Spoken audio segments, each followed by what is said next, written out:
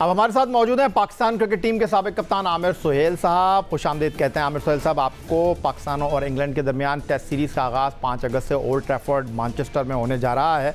English team West Indies से नबरदाज़मा हो चुकी है। सीरीज़ से पहले आपको क्या लगता है पाकिस्तान इस टेस्ट सीरीज़ में फतह हासिल कर सकेगा? देखें, उन्होंने अपने यंग प्लेयर्स को मौका दिया है। बहुत ज़्यादा आपको झोल नज़र आए इंग्लिश टीम के जो नए प्लेयर्स हैं उनको एक्सप्लॉइट किया जा सकता है, लेकिन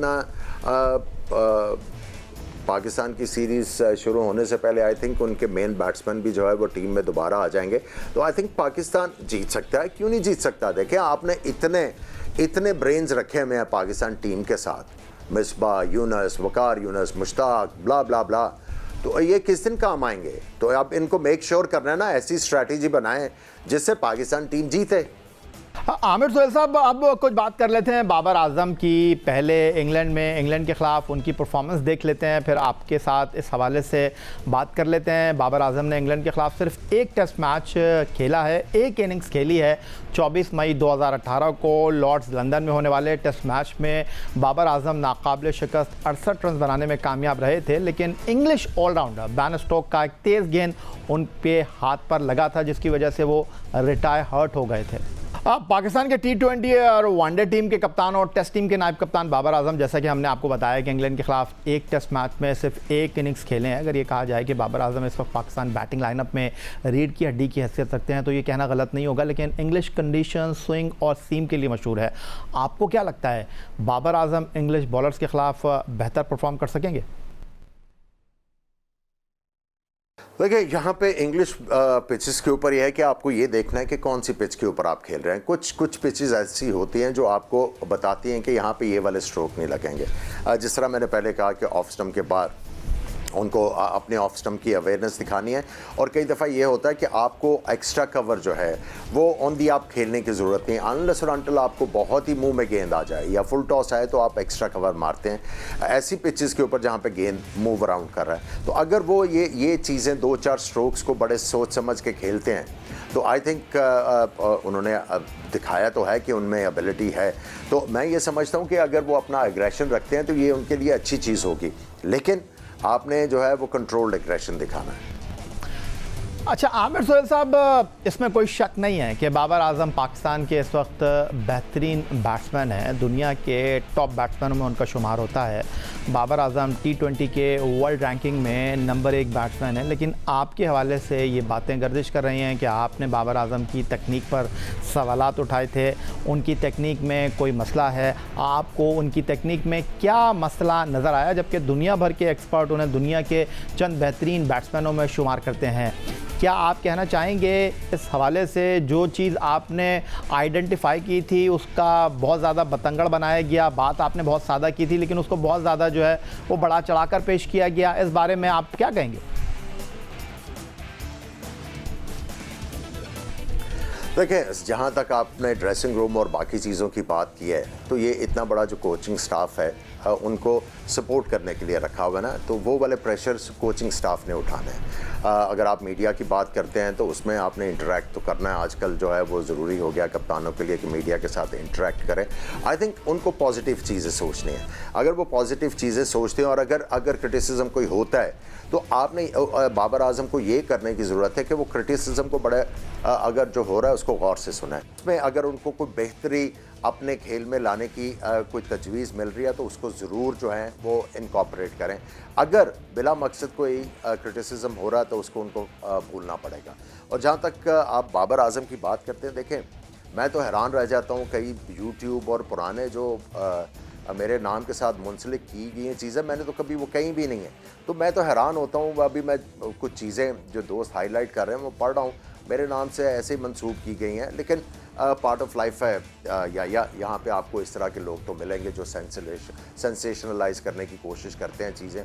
आपको पता है बाबर आजम को इंट्रोड्यूस ही मैंने करवाया था और उनके ऊपर मैंने बहुत ज़्यादा मेहनत भी की जब मैं डायरेक्टर नेशनल अकेडमी था, और उनकी टेक्निक को इम्प्रूव करवाने के लिए बहुत ज़्यादा उनके साथ काम किया।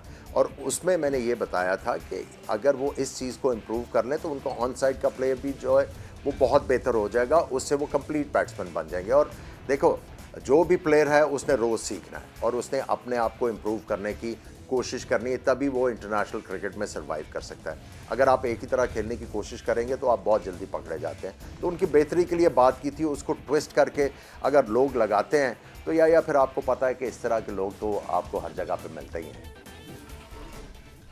आमिर सोहेल साहब, पाकिस्तान क्रिकेट टीम इंग्लैंड में मौजूद है और कोविड-19 की वबा की वजह से बंद दरवाज़ों के पीछे ये मैच हो रहे हैं और इंग्लिश क्रिकेट बोर्ड ने भी गैर मुल्की सहाफ़ियों को मैचों की कवरेज की इजाज़त नहीं दी है। सिर्फ इंग्लैंड के चंद मीडिया के इदारे कवरेज के अहल हैं। दूसरी जानिब पाकिस्तान क्रिकेट बोर्ड का मीडिया डिपार्टमेंट अपने खिलाड़ियों का इंटरव्यू करके मीडिया को रिलीज़ कर देता है, जिसमें क्रिकेटर्स अपनी परफॉर्मेंस के हवाले से बात करते हुए दिखाई देते हैं।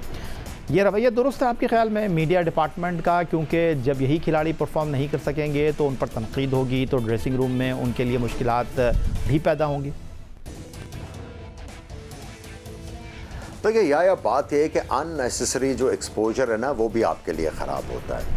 आपको ठीक है प्लेयरों को प्रोजेक्शन देनी है, इसमें कोई शक नहीं है, उनकी पॉजिटिव चीज़ें आपने बाहर निकालनी है, बट ओवरडू करने से चीज़ें जो हैं वो मेरा ख्याल है कि उसकी जो पॉजिटिविटी है वो डाइल्यूट होनी शुरू हो जाती है। तो आई थिंक प्लेयर्स का काम है क्रिकेट का, और क्रिकेट खेलने गए हैं तो उनकी क्रिकेट जो एक्टिविटीज़ हैं उनको जो है वो लोगों के सामने लेके आना चाहिए।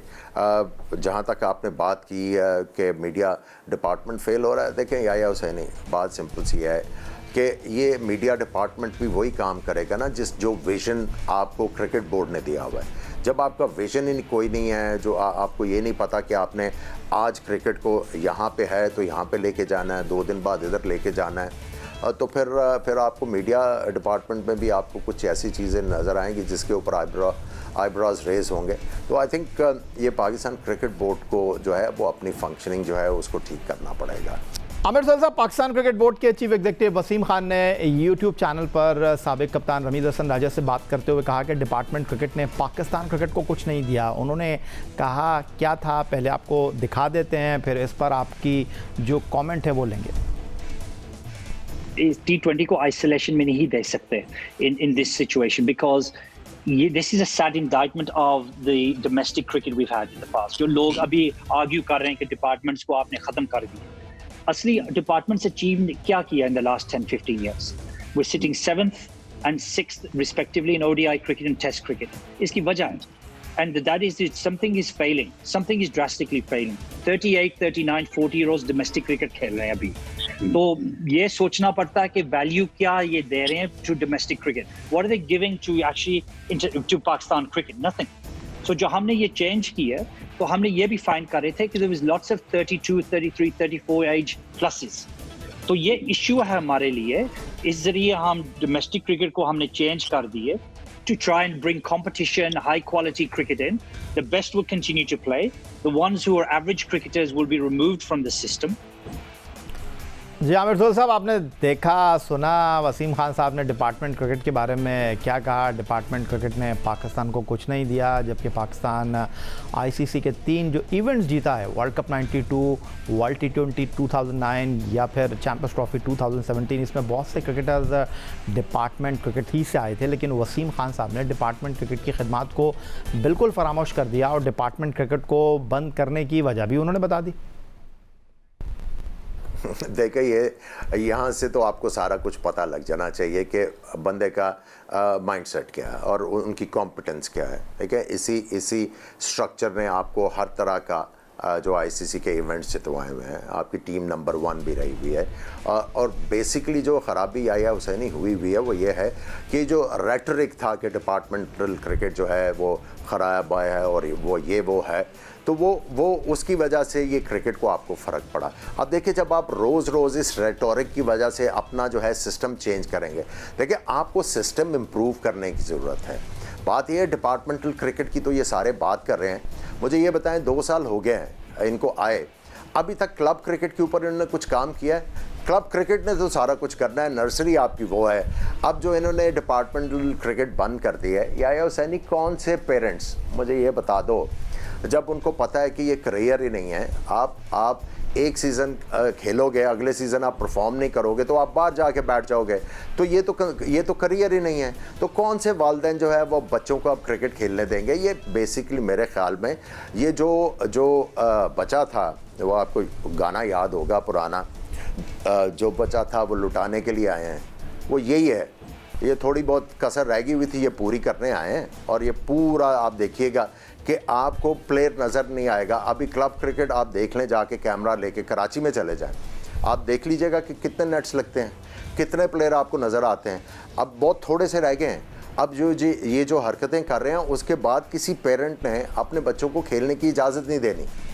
आमिर सोहेल साहब, कोरोना वायरस की वजह से पाकिस्तान में क्रिकेट नहीं हुई, PSL मुतासर हुआ, बांग्लादेश से सीरीज़ मुतासर हुई, लेकिन दिलचस्प बात यह है कि एक साल में पाकिस्तान क्रिकेट बोर्ड के अहदेदारों ने गैर मुल्की दौरों पर करोड़ों रुपए खर्च कर दिए हैं। हद तो यह है कि वसीम खान बतौर मैनेजिंग डायरेक्टर फ़ाइनल इंटरव्यू देने आए, इसके लिए उन्होंने पाकिस्तान क्रिकेट बोर्ड से रकम ली, तो ये आपके लिए हैरान कुन नहीं है?